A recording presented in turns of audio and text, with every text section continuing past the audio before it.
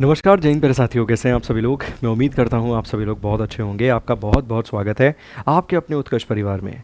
भारत में चाहे छोटी से छोटी चीज़ हो या बड़ी से बड़ी चीज़ हो, हम हर एक चीज़ को ईमानदारी से करने में बिलीव करते हैं, करने में विश्वास करते हैं। जैसे हमारे देश में जो वोटर्स होते हैं या फिर जो वोटिंग डे होता है या फिर जो चुनाव होते हैं, वो एक पर्व की तरह मनाए जाते हैं। लोग बाहर निकलते हैं, वोट डालते हैं और अपनी महत्वपूर्ण भूमिका निभाते हैं इस देश के लोकतंत्र में।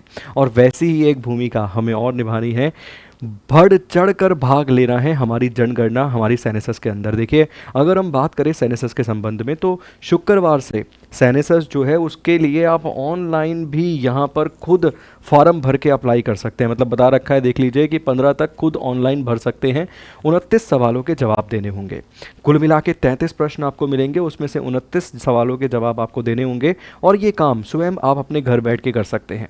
आप में से बहुत सारे लोगों का ये सवाल होगा कि सर किस प्रकार के सवाल पूछे जाएंगे, हम किस साइट पर जाकर अप्लाई कर सकते हैं, क्या बेसिकली प्रक्रिया रहने वाली है। तो मैं आपको वो साइट भी ओपन करके दिखाऊंगा कि वो साइट क्या है, उसमें कुछ स्टेप्स भी आपको सिखाऊंगा कि भाई इस तरीके से आपको बेसिकली आगे बढ़ना है।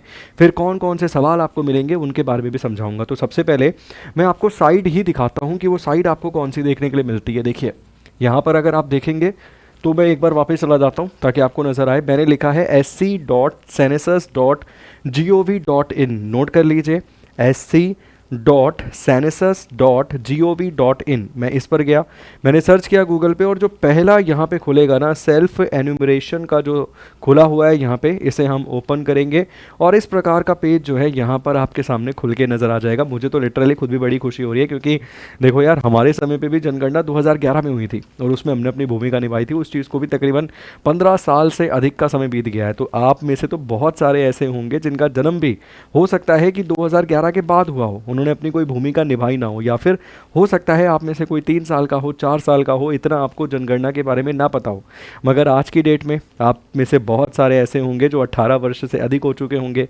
वो अपनी महत्वपूर्ण भूमिका जानते हैं। इस देश में लोकतंत्र है और उस लोकतंत्र में क्या इंपॉर्टेंस रखती है इस देश की आबादी, क्या इंपॉर्टेंस रखती है इस देश की जनगणना, और क्या इंपॉर्टेंस रखता है इस देश का युवा। ये चीज़ आप अच्छे से समझ सकते हैं, बखूबी समझ सकते हैं। तो देखिए, यहाँ पर इस तरीके से आपके सामने लॉगिन पेज आ जाएगा।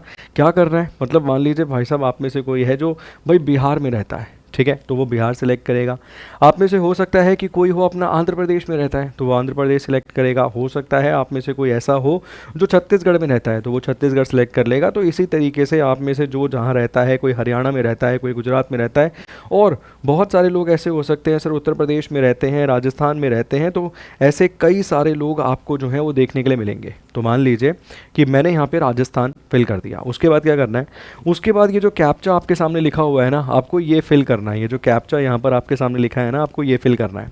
देखो, इस कैप्चा को फिल करते समय ना हो सकता है कि आपको किसी प्रकार की समस्या का सामना करना पड़े।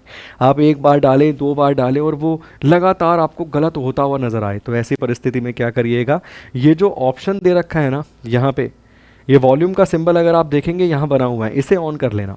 क्योंकि मैंने इस वीडियो को शुरू करने से पहले ना एक बार खुद भी अटेम्प्ट करके देखा फ़ोन के माध्यम से कि भैया प्रोसेस आगे बढ़ रही है नहीं बढ़ रही है, ताकि मैं आपको समझा पाऊंगा, वरना दिक्कत होगी। तो क्या करिएगा, अगर दिक्कत आए, अगर समस्या आए, तो इसे ऑन कर लेना। क्योंकि कई बार ऐसा हो रहा है कि आप डाल तो रहे हैं वर्ड्स, यहाँ पर आप लिख तो रहे हैं, मगर ठीक से वो एक्सेप्ट नहीं कर रहा है। जैसे अभी मान लीजिए वो यहाँ पर मुझे ये छोटा एक्स दिख रहा है, मैंने लगा दिया।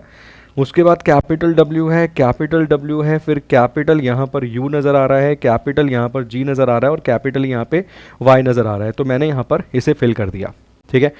मेरा तो एक बारी में फिल हो गया, बट हो सकता है कि कहीं किसी व्यक्ति को ये समस्या का सामना करना पड़े। तो फिर मैं कहूँगा वो जो वॉल्यूम है ना उसे ऑन कर लेना। उसके बाद आपको प्रॉपर सुनाई देगा कि क्या शब्द जो हैं लिखे हुए हैं, कैपिटल लिखा है या स्मॉल लिखा है। उसके बाद देखो क्या कहता है, जनगणना 2027 के मकान सूचीकरण कार्य चरणों के स्वयं गणना पोर्टल में आपका स्वागत है। इस पोर्टल के माध्यम से आप संबंधित मकान सूचीकरण हेतु अपने परिवार से संबंधित जानकारी प्रदान कर सकते हैं। इस प्रक्रिया को पूरा करने में लगभग 15 से 20 मिनट का समय जाएगा। पुष्टि और सबमिशन के बाद आपको SMS और ईमेल प्रदान किया जाएगा के माध्यम से एक स्वयं गणना पहचान संख्या प्रदान की जाएगी। जब जनगणना प्रगणक आपके घर आएंगे तो कृपया अपने परिवार के लिए मकान सूचीकरण कार्य को पूरा करने के लिए उनके साथ यह पहचान संख्या साझा करें, ठीक है। जब वो आपके घर आएंगे तो आप उनके साथ ये पहचान संख्या साझा करें। ये काम कर ही लेना सर, कोई दिक्कत नहीं है, 15-20 मिनट का समय निकालना, और आप सभी लोग बहुत अच्छे से फ़ोन चलाना जानते हैं, फ़ोन के माध्यम से ये काम हो जाएगा। ठीक है। विकल्पों की बेहतर समझ के लिए सामान्यतः पूछे जाने वाले प्रश्न और टूल टिप्स दिए गए हैं, उसका ध्यान रखिएगा। ओके कर देना है सर। उसके बाद देखो, उसके बाद क्या है भाई, name of the head of house hold. जैसे हमारे तो भाई पिताजी हैं, तो आपको अपने पिताजी का नाम लिख देना है यहाँ पे, हमारे पिताजी, हम अपने पिताजी का नाम लिख देंगे। हो सकता है भाई आपके पिताजी के पिताजी भी अभी हों, आपके दादाजी हों, तो आप head of the house hold में उनका नाम लिख सकते हैं, या फिर जिसके घर पे, जिसके नाम, जिस भी मकान में आप रहते हैं, पिताजी के नाम पे है, माताजी के नाम पे है, जो भी उस घर को लीड करता है, तो आप यहाँ पर उनका नाम यहाँ पे लिख सकते हैं। तो enter the name of head of the house hold, तो मेरी जो समझ है उसके आधार पर यहाँ आपको अपने पिता का, अपने फादर का नाम लिखना चाहिए। उसके बाद 10 डिजिट आपका मोबाइल नंबर जो है, जिस पर वो OTP भेजेंगे, उस मोबाइल नंबर को यहाँ डालिएगा। कोशिश करिएगा भाई वही मोबाइल नंबर डाले जो एक्टिव हो, ज़्यादा इंटेलिजेंस दिखाना मत कि ऐसे डाल देते हैं कोई देखा जाएगा, ऐसे कोई फालतू का समय बर्बाद मत करना। उसके बाद सर ईमेल, मैं पर्सनली कहूँगा सर ऑप्शनल ज़रूर लिखा है, बट डालिएगा भाई सब, है ना। इसे भी फिल कर दीजिएगा, इसे वेरीफाई, क्योंकि मैं तो मेरा डाटा भी आपको डाल के दिखा नहीं सकता। इसे जब आप वेरीफाई करके आगे बढ़ेंगे तो एक एक करके सर आपके सामने जो पीरियड है या जो भी सवालों का क्रम है वो एक एक करके आपके सामने आने लगेगा। वो पूछेगा कि भाई आपके घर में किस प्रकार के पत्थर लगा हुआ है ना, फ्लोर टाइल पे है जो है वो किस प्रकार की लगी हुई है, वो भी मैं एक बार आपको बता देता हूँ। स्क्रीन पर थोड़ा सा है ही, मैं यहाँ एक बार आपको फ़ोन से बता देता हूँ कि उसमें क्या क्या है। ठीक है ना। मकान के फर्श में कौन सा सामग्री इस्तेमाल है, मकान की कौन सी सामग्री इस्तेमाल हुई है, दीवारों में कौन सी सामग्री इस्तेमाल है, छत किस चीज़ से बनाई गई है, मकान की स्थिति क्या है, परिवार में रहने वाले व्यक्तियों की कुल संख्या कितनी है, परिवार के मुखिया का नाम क्या है, मुखिया के संबंध में लिंग, मतलब मान लीजिए भाई कई बार ऐसा हो सकता है कि हमारी मदर ही लीड कर रही हैं, ठीक है ना। ऐसी परिस्थिति में पेयजल का मुख्य स्रोत क्या है, पीने का पानी आप कहाँ से लेते हैं, प्रकाश की रोशनी मुख्यतः का स्रोत क्या है, मतलब लाइट आपके घर में कहाँ से आ रही है। ठीक है। गंदे पानी की निकासी से जुड़े हुए सवाल हो सकते हैं कि भाई गंदा पानी की निकासी के लिए आपने क्या किया है। रसोई की संबंध में भी सवाल यहाँ पे है कि भाई रसोई में LPG है, PNG है, किस प्रकार का कनेक्शन आपके पास उपलब्ध है। खाना पकाने के लिए किस प्रकार के ईंधन का आप उपयोग करते हैं। रेडियो है घर में, ट्रांजिस्टर है, क्या क्या उपलब्ध है, टेलीविज़न है, ये भी सवाल पूछे गए हैं। इंटरनेट की सुविधा है, लैपटॉप है, कंप्यूटर है या नहीं है। ठीक है ना। टेलीफोन, मोबाइल, स्मार्टफोन क्या इस्तेमाल करते हैं इन तीनों चीज़ों में से, कार है आपके पास, बाइक है, इस तरीके के सवाल आपसे यहाँ पे पूछे गए हैं। घर में मोबाइल फ़ोन कितने हैं। ठीक है। ये भी प्रश्न यहाँ पर इस श्रृंखला में देखने के लिए मिल रहा है। तो कुल मिला के ऐसे 29 सवाल। ऐसा नहीं है कि आपसे कोई भाई साहब ये पूछ रहा है कि UPSC की स्थापना कब हुई थी, है ना, बताइए भारत के देश के पहले प्रधानमंत्री जन्म कहाँ हुआ था, किस स्थान पे हुआ था, ये नहीं पूछ रहा है आपसे। आपके ही संबंधित, आप घर में रह रहे हैं उस घर से ही संबंधित यहाँ पे प्रश्न पूछे जाएंगे, आपके घर परिवार से संबंधित।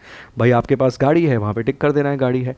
ओवर स्मार्टनेस नहीं दिखानी है। आपके पास एक गाड़ी है सर, एक गाड़ी टिक कर देना है। ये नहीं एक हमारी है, एक पड़ोसी की है, एक पड़ोसी की है, एक चाचा की है, एक मौसा जी के पास भी है। खानदान की गाड़ी नहीं लिखनी है। आपके पास जो व्यक्तिगत निजी संसाधन है उसके ही बारे में यहाँ पर लिखना है, जिस मकान में रहते हैं उसके संबंध में। ये नहीं कि गांव में तो भैया हमारे पास 200 गज का एक प्लॉट पड़ा है, उसमें अभी फर्श करवा रहे हैं, ये सब नहीं। ओवर स्मार्टनेस नहीं दिखानी है, स्मार्ट व्यक्ति की तरह यहाँ पर बिहेव करना है।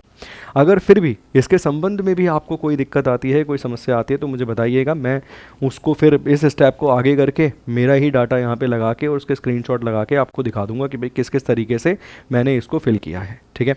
एक जागरूक नागरिक होने के नाते और एक जागरूक संस्थान होने के नाते हमारा बखूबी यह फ़र्ज़ बनता था कि जनगणना के संबंध में भी ये वीडियो आपके लिए ज़रूर बनाई जाए। क्योंकि देखिए, अगर हम आपको एग्ज़ाम की नोटिफिकेशन बताना जानते हैं तो हम ये भी जानते हैं कि एक लोकतांत्रिक देश में कितनी महत्वपूर्ण है इस देश के लिए जनगणना। तो अपना बखूबी इसमें भागीदारी निभाइएगा, पार्टिसिपेंट के रूप में इसमें काम करिएगा और ईमानदारी के साथ अपना यहाँ पे रजिस्ट्रेशन जो करना है वो कर दीजिएगा। बहुत बहुत शुक्रिया आप सभी लोगों का, पहली बार हमारे चैनल पर आए हैं, सब्सक्राइब ज़रूर कीजिएगा। Thank you so much, God bless you.